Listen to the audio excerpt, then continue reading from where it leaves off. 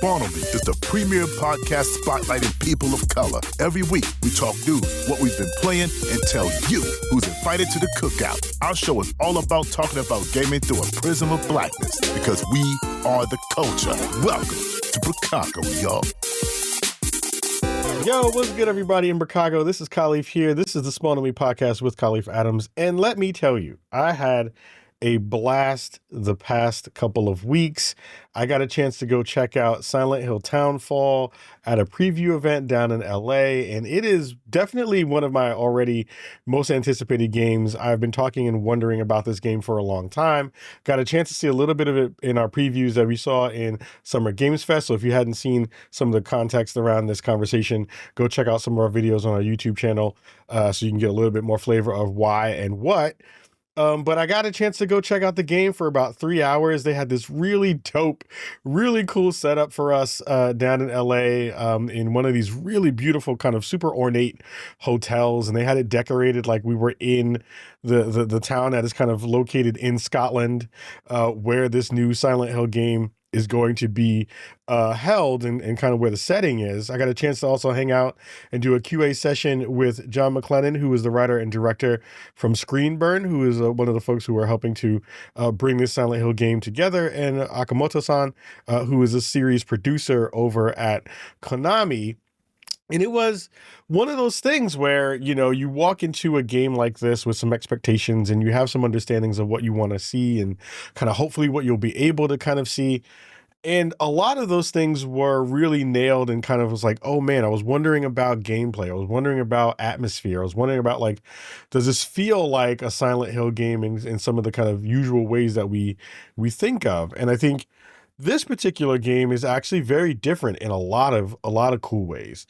And I think this is going to be a very special kind of Silent Hill title because of, you know, you have a dope black protagonist. They have this man in Scotland now hanging out and trying to see what's going on in this world. There's this kind of ominous understanding that something is kind of special about you already because you have this IV that is already in your arm and you can kind of see those things in the mix. So it winds up being something where, you know, a lot of the mystery that you kind of come to expect in a game like this already from the jump is kind of given to you and putting you in a strange place with strange happenings, and you're trying to figure out what this game is going to wind up being. So we had about, again, 3 hours of gameplay to go through. It is one of the most stunning games I've ever seen. I think this is a testament to, you know, what the PlayStation 5 Pro can be and can do in terms of graphic fidelity and, you know, the intricacies of what a game like this will look like. We got a chance to play just on the Pro, which was cool. And there were some small things that were some details that I think were very important. So this game is all in first person. That is a departure from the usual Silent Hill games. It was very apparent that this was a big decision for the team for lots of different reasons. One, because they wanted to kind of bring scale into the world in a way that felt natural, felt like, you know, when you're kind of moving through spaces that you are really feeling your way through moments in the world. I thought that was a really profound change for them. And when we talked to them about it, they said, you know, we wanted to do this from the beginning. We said we wanted to, again, not only envelop you in the world and kind of give you a new space to think about, you know, spatial awareness, you know, how you're thinking about puzzles, which I'll talk about in a second. And, you know, how are you kind of engaging with mechanics in the world? One of the biggest and newest mechanics is the CRTV, which, if you're familiar with any of the Silent Hill series, one of the biggest parts of the game mechanics is you kind of fumbling through the radio and sourcing through all of that staticky sound to find clues and to find issues and to find things that were in the world. And this one does it a little bit different, and I like this version a lot better because it adds a level of immersion, and it adds something where, you know, for instance, you're looking for the home of one of the people that you're trying to track down. On your CRTV, you bring it up on the screen. It kind of shows up in the lower left-hand corner as if you were holding it in your hand. And while you're dialing through the static, you'll see these kind of pips on the timeline. Once you land on one of those, it kind of tunes into a memory, an idea, something else that's happening in the world. It's also used for finding where enemies are and geolocating where they are in front of you and around you. Again, that first person perspective adds to that in a big way. But you're actually seeing the places that you're trying to go to. So you're like, oh, that visage of a house is there. Let me go towards where that direction is by looking around me and saying, oh, well, that looks exactly like the picture that I saw in the CRTV. It's cool for so many other reasons. Again, the puzzle factor is one layer of it. There's even a puzzle towards a puzzle mechanic in the demo that we got a chance to check out, where you're using all the gyroscopic parts of the controller, the DualSense, to kind of like match the colors of where they want you to kind of engage with this kind of almost RGB puzzle. So you're trying to gyroscope the things to line up and then move them around. It's super, super cool. One of the other things I thought was kind of cool from a presentation perspective is they said that they were using, usually when you have the black bars on your screen, it is in a very specific ratio, in an anamorphic ratio. They have a 235 by 1 cinemascope aspect ratio in this game that I think it's a small thing, but it adds a layer of feeling like you're in a movie. And I think, for games like this in a horror genre, it is super cool to see people think about design and think about how players are going to kind of be engaging with not only just the world around you and what those black bars kind of cut off for you. And you can turn it off, you can disable it if you don't like it. But it adds this layer of tension in the way that you kind of see the world and are through that escapism that you're kind of being in that world in. And this game is full of that. Tension is a huge part of this game. Tension in terms of the soundscape, in terms of the visual stylings. The fog is back and better than ever. The way that the monsters in this game move, and the way that, you're using your sound and you're ducking behind covers because there's a peek mechanic in the game to give you all of those things of, you are looking through your own eyes and moving around the space, which is super cool. I'm really digging the pieces that they have thought about from all of those very small pieces that make up a game. One of the things that we did here in terms of scope was that this game has 5 different endings, and some of them are secret endings, which I think is going to be cool. Any game that has a bunch of different endings in it means it adds to replayability. It adds to you trying to figure out, how are you piecing together the story? Why are you this character? What is your purpose here? So having those pieces of that be shared with us, of saying, oh, there's going to be a lot of things you can do in this game to kind of get to those spaces, is really dope. I love that that's going to be a part of it. One of the things that we talked about in the Q&A session is there are moments in this game, because it's set in the mid 90s. So it's set around like 95, 96. So you have some older technology that is a big part of the game. So like when you're trying to save your game, you usually go to a phone, a landline phone, and you have to dial in a number to spark or to pop up the ability to save. So if you're outside in the world, you're not in a home, you'll go to a payphone and go do it, or you can do it inside a home. And then a lot of times when you're getting these messages, there's a physical answering machine that is connected to, and you're like, oh, I remember, depending upon how old you are, do you remember what it was like to pick up a phone and go and get your messages from an answering machine. And I was talking to Jon. I was asking him, I was like, what does this feel like in terms of, your studio is made up of various ages of lots of different people. Like, did the younger folks even understand the technology in any way? And he was like, no, but, we wanted to use some of that older tech to add tension, because one, like, you can be attacked while in the middle if you're outside and using a payphone. You can be attacked by an enemy while you're trying to save. But also, there's a layer of this analog feeling in the CRTV where they talked about, using almost VCR-esque kind of visuals to bring home the kind of timeliness of the visuals that you were seeing. But also it was one of those things where when you are thinking about the analogs of what we have now in terms of technology, having a cell phone in your hand now makes a game a lot less scary because you can basically do anything you want on a cell phone right now. You couldn't do any of that on a landline phone. So it changes the level of just tension in the world, you having to kind of pay attention to the world around you and trying to figure out smart ways to balance all of those things out. The enemies in this game are very scary. They're gross, they're grotesque. They look weird in the ways that most Silent Hill games do. The thing that makes them different in this game is, they usually have that kind of like beat up shambling that they do. They kind of stumble towards you when you try to fight them and things like that. These bad boys are fast. Like these new ones are quick. They are nimble. They are faster than I expected. And the ones that we saw in the game, at least in my time in the demo, because I didn't finish the demo, were much faster and much more dangerous than the previous games that I had played. It felt like if you messed up, and it did, because I died a lot.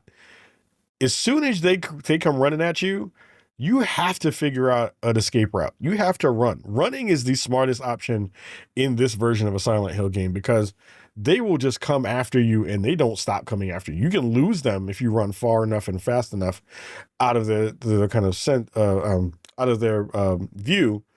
But for the most part, they are still going to be coming after you, and it literally takes like 1 or 2 hits to kill you. It was profound once you get a weapon, because you can block. You can then, of course, hit them and try to kill them. But your weapons degrade really, really quickly. It is a game in which you are really using your senses to stay out of combat as opposed to fighting. You do get a gun a little bit later in the demo from what I got a chance to check out. And that felt good. And it felt, like the damage on it was very, very good. You were able to take out enemies pretty quickly and dispatch of them in the ways that you would think. But it didn't feel like, you weren't gonna do, Resident Evil style. Oh, I have a full clip of a whole bunch of bullets. Like you have a revolver that has 6 bullets, maybe. If you miss, you are screwed. You're gonna have to try to figure out how to balance all those things out in a real way. And it's hard. Like it's cool that they made the difficulty feel again like you are in constant danger and you're trying to figure out smart ways to get out of these scenarios and these situations. I like the way they're going in terms of the storytelling already. I think having this game kind of come together now feels smart. It feels like it's a good time for the IP to come back in this way. I did love the fact that the music is already banging and already really, really cool. I love the fact that they had some gyroscopic elements in some of the game, and you can turn that on or off as well. I love the way that they do puzzles and environmental puzzle stuff. Like they do some really smart things. Again, it goes back to that CRTV use where you're getting these videos of elements of the puzzle and you're trying to figure like, okay, I saw this thing in the video. There was a number here. Oh, I saw this thing in the video. It was telling me to kind of look at this particular part of a poster in the building that I'm in or a building that I need to go to, which I thought was cool. At higher levels, usually you have this big map of the world. And it has those moments where you can kind of see the squiggly lines where you're like, oh, I tried to go here and this is blocked off in Silent Hill fashion. Or, oh, I'm supposed to be going here. In higher difficulty levels, you can't see where you are on the map. So there's usually like a little pointer diamond kind of thing where you are on the map. It's like you are here. In higher difficulty levels, that is not an option in there, which I also like. I think that adds to the environmental storytelling and bringing you back to those spaces. And back to the Q&A session, I did want to go back and talk a little bit about, some of the things that we discussed in the game. And one of my big questions, of course, was around Simon Ordell, who is the main protagonist in the game. Of course, is the first black protagonist in the Silent Hill game. And I asked Jon, I said, what was the kind of reasoning for bringing, a black character into Silent Hill? Did this feel like a moment that was special? Did it feel like this was something that was discussed across the team to say, we want to do this for a very specific purpose. And he said, one of the things we wanted to do with this character was like, this was not an idea that came up secondarily. Like, we wanted him to be this American Black character who is traveling to this place in Scotland, the town of Saint Amelia. And we wanted to give give a new spin on the Silent Hill story. And we felt like this character and who he is and what he's kind of there for, and more things you'll learn throughout the story, really brought something special to the series in a way that was something that we're really looking forward to fans kind of getting a chance to check out. One of the other questions I did ask was, this is a game that is being brought to the world through a combination of publishing and development from ScreenBurn, Konami, and a publisher in Annapurna, which doesn't really do, horror games like this. They have a couple in the mix, but this is probably their biggest one to date. And what was it like kind of finding them and saying, this is something that we want to do together as a whole? Because Konami can do kind of what it wants with the name and cachet that they have. And they said, we understood that when we went to Annapurna, we had a couple of meetings with them, and looking at their portfolio, looking at the way that they think about games, the games that they make and the ones that they pull into their portfolio through the publishing layer, we knew that they were going to be the ones that we wanted to do this with, because they have a great understanding in storytelling, which we want to do really well. And they have this understanding of just like really fun and interesting projects they're willing to take on, and be, full-throated about how they want to be connected to those worlds. And I was like, that's awesome, because I love the stuff that Annapurna does and feel like they have one of the smartest portfolios in gaming. So I was really surprised and excited to hear that was a part of the way that they talked about it. It was a blast, man. Like, I think, again, to wrap this up, and you can also check out more thoughts that I had with Danny Pena, who also put out a video that we did around our time playing the game. Let's go check out Gamertag Radio stuff. Again, the reasons I am excited for this game are evident. I think I want to play this thing on PC because it's going to look beautiful. If you're going to play this thing on PlayStation, definitely get it on the Pro if you have a Pro. It's probably one of the prettiest games I've seen, on a console in a very long time. Again, the bits and pieces that I saw from the 3 or 4 hours that I got a chance to check out really did keep me excited. It had the pacing of a really profound and interesting story. And it felt like this was a return to Konami Silent Hill Silent Hill perfection is what I meant to say. In a way that I didn't necessarily feel with Silent Hill F. And feeling like this game is going to be exactly the kind of Silent Hill story game and weird and funky goofiness that you're going to get a chance to check out that I know and love as a horror fan. So we're going to get out of here for this episode and this preview of Silent Hill Townfall.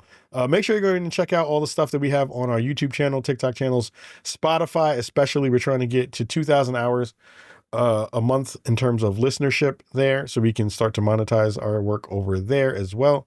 And please make sure you're checking out all my appearances. I have stuff that's coming up very soon. I'll be in New York, Games for Change this week.